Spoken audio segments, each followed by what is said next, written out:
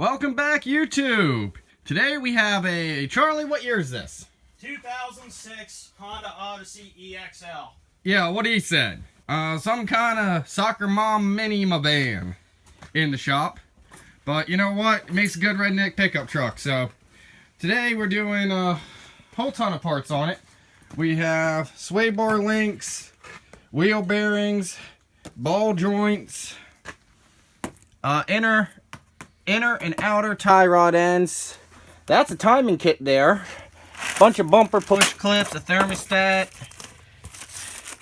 gasket, axle seals in the back. Once I move around to the back here, we can see that there's rear shocks in that box. We have rear springs here, so new springs, new struts too. There you go. You can see that big old box there. It's the front strut. So we're doing a lot on this. We're going to go ahead and use this as the introduction for all of them. And I'll do a short quick of, for each individual video there. And we'll get them all going and started up here. So first thing we're doing, obviously, is we're going to start teardown. I'll give you a quick rundown of that after we get a bunch of the parts off the vehicle, get it up in the air, and start that whole process. So keep watching, keep tuned, and you're going to see how to do pretty much anything on a Honda Odyssey minivan. 06? Yep. Yeah, 06. Okay, YouTube.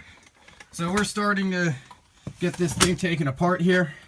Sway bar link attaches up top, and then down below, looks like I was using a 17 mil on those. So up top, and then down below the top one, looks like it's pretty well rusted there. You can put an Allen wrench in and use a actual wrench on the nut if it's spinning. So since we're replacing the strut, we're not bothering with that one. We're just going to disconnect the bottom down here and get the whole thing taken out as assembly. Okay, YouTube. As far as the tie rod ends go, you have an inner and an outer. You can see the inner back there in the boot. Comes out and joins into the outer right about here. And then the outer runs the whole way out. The bottom, there's your typical cotter pin and castle nut, which we'll show you when we get to taking those apart. The inner, you're going to have to remove that little clip on the boot. And then there's another similar clamp on the inside point.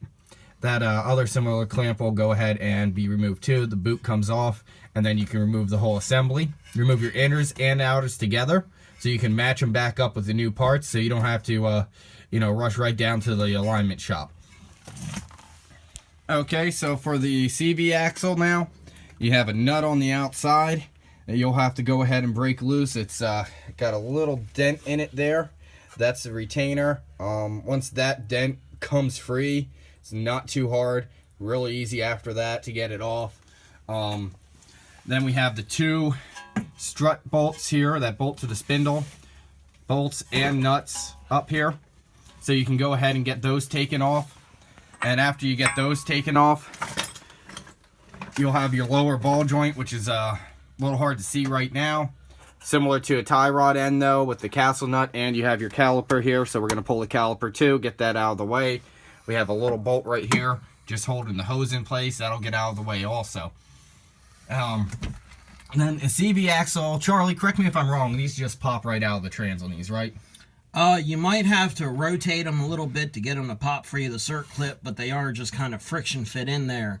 So, when you get the spindle out of the way, the steering spindle, you're going to pull, give a sharp tug on the CV axle. If it doesn't come out immediately, give it just a slight twist and try again. And if all else fails, you could get a pry bar in there and try to pop it loose with the pry bar. So we'll go more into detail on that, but you can see all that wonderful crap. Yeah, that's because if you look really closely, you can see that CV boot is ripped and torn pretty badly, so it's slung all of its grease all over the engine bay. So that means I get to get dirty today. Yay. So yeah, we're going to get that done there, and we're going to get this all taken apart and show you the next couple steps. Alright, YouTube, we are removing the axle nuts here. We have a huge socket.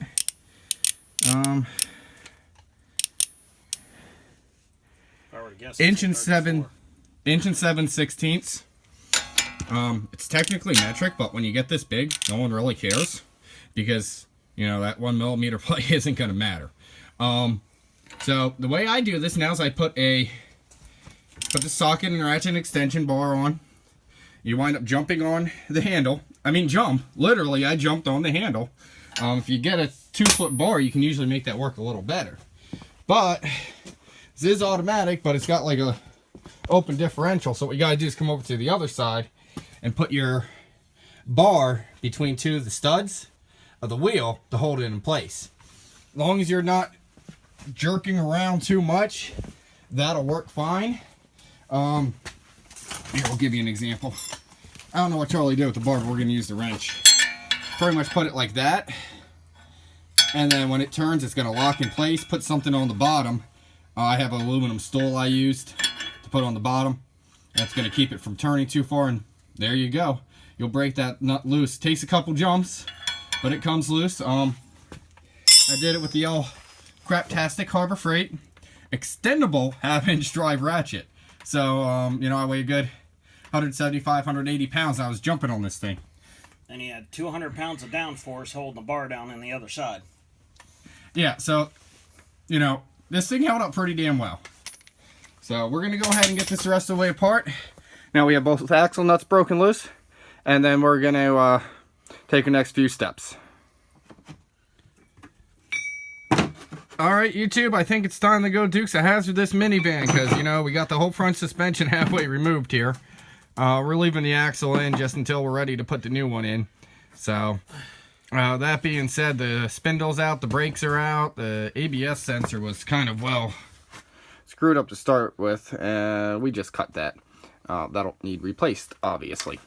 So, you know, we're moving on to this fancy ball joint here, but you can see here's the sway bar link, inner and outer tie rods. That's pretty loosey-goosey there. And there's our caliper. So I found that's a great place to put it if you have the bumper off, like we do. But yeah, just tie it up out of the way. I tied it up here. There's a couple zip ties held it out of the way. No tension on the hose. It's nice and free. So you could probably use that bolt hole back there or a couple other spots under here. But there really ain't much place to put it. So, you know, that was a convenient place, and that's what we went with. So, oh, we have the strut out too. I don't know if I mentioned that. But now we're going to get onto this ball joint and get the rest of the axle out and get everything else taken apart. Okay, YouTube, we are back. It's the next day and kind of early in the morning, so I'm not fully awake, but we have a brand new CV shaft in on the passenger side. Yeah, so we're going to show you how to put it back together on the passenger side because, well, we can. So, you got to go ahead and put something behind there and pry it and hammer it to get the CV out. For this side, we took the bar and ran it across to the other side of the vehicle up over the exhaust and hit on the CV. On the other side, we took the bar, put it between the CV and the trans, and hit it and used it as a wedge to split the two apart. So after that, you got to put the nut, the old nut, on the end and use that as something to hit on to pound the CV into place. Just take some light taps, takes a little bit of force, but you know, you don't want to mess up the thread, so you put the nut on it and it'll make it function much better. So we have that done. Now we're going to go ahead and get everything else put back together. Okay, YouTube, we have the strut in and the spindle on. Got to tighten the lower ball joint in there. You can see it. There we go. It should show you. Yep. You got to tighten that. Put the cotter pin in and tighten it up. Then you have the two strut nuts and bolts here and here. And then, again, we have annoying up top bolts recessed in holes in the cowl. But there are plugs, so you do have access. So those will hold the strut on up top. I left those loose. When we put the strut in, we just tightened up about halfway, so we had some movement. And now we're going to go ahead and tighten them down the rest of the way, so that way we know they're tight, because it makes it easier to align the spindle. One trick for aligning a spindle is a screwdriver or an awl. You should use an awl, not a screwdriver. Screwdrivers are for driving screws and not prying. But you put them in the hole, and you can push back and forth to push the spindle and strut alignment to where the bolt will go through, and put the bolt through. So a little tip for you there. We're gonna get this tossed back together, and hopefully get her done, get her wrapped up. Okay, YouTube, we are back. We have the sway bar link in. The bottom one you're gonna have to do with the wrench. The top you can do with the socket. We have the the brake hose retainer in, and then the ABS line, which is hard to see over here, is in too. All the castle nuts and tie rod, grease fittings, all that good stuff's on. Brake calipers back on, and this is pretty much done. So that's a pretty well good example of how to take it apart, put it back together, and what's all involved in replacing 90% of the front suspension on this 06 Honda Odyssey minivan. Okay, YouTube, once you have everything back assembled, the last thing to do is to tighten your axle nut here. This happens to be 181 foot-pounds, and then you take your chisel or your punch and you dimple into that spline on the shaft. That's going to keep that from coming off. So make sure you do that. If you don't, that's not going to be good. So make sure you do dimple that before you wrap up. Okay, YouTube, we're working on the rear, doing shocks and springs. There's the shock. Oh, there's your rotor for reference, okay? There's the shock. You have a stud and a nut. A stud and a bolt. There we go. You have a stud and a bolt that has a nut on it. This side has the oblong side. I'll show you the shock here in a minute that it's oblong so you can see it. But you take those two off. Then you come down below. Now if you look at the bottom backside of the spindle, there's a nut here. And your shock slides on. This was a little hard to get off. I'm sure there's probably a way to get the stud out of the actual spindle. Looks kind of like a wheel stud, so it's probably a slight press fit in there. So we just took a hammer and gently tapped the body of the shock to get it off, and then gentle taps again to get it back on. That shock wasn't really too hard. No real concerns there. I'm going to show you the rear springs now. Charlie can hold this light. So here's the rear spring setup. You can see brand new coil springs already in. It's fairly easy. You remove this bolt here while supporting the control arm. Make sure you support it. That's key. You remove this bolt. Then you lower the control arm down. You'll have to push down on it a little bit to pull the spring out. By that point, the spring will come out. These are heavy-duty cargo van, minivan springs. So, you're going to be able to put a lot of fat people in the back. And this minivan will hopefully not sway around and feel like a minivan as much, hopefully stiffen it up a good bit. But that being said, now after you go ahead and you get your spring out, you put your new spring in. There's little isolators, rubber isolators on the bottom and the top, which are kind of hard to see here. Those isolators, put them back in the same location, match up the dents in the isolator with the coil spring itself. Jack up your control arm again and line this bolt up. You do want to make sure your control arm is lined up. The jack doesn't like to move here, so we did have to pivot a little bit to get it to go back and forth, but everything lined up fairly easily. So line this bolt up, tighten it back down. Now your coil springs are done.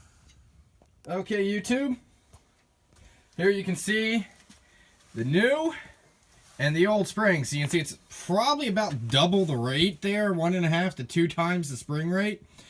Much stiffer, even beefier, thicker diameter coils.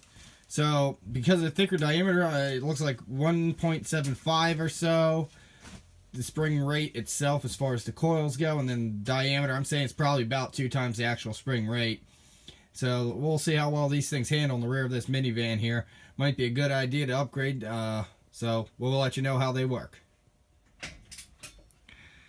Alright, YouTube, we are done with the Honda Odyssey here. We got the heavy duty springs in the back, all new front componentry up there. So this is going to be our wrap up. If you have any questions, comments, concerns, you know, leave a comment, get a hold of me. I'll try to answer any questions that come up. I know I didn't cover everything very well in depth, but you know, it gives you a good rundown of how everything works, and hopefully that'll help you out. Don't forget to subscribe. You know, that's key. You got to subscribe to keep up with what we got going on here. All right, thank you for watching, and please come back again.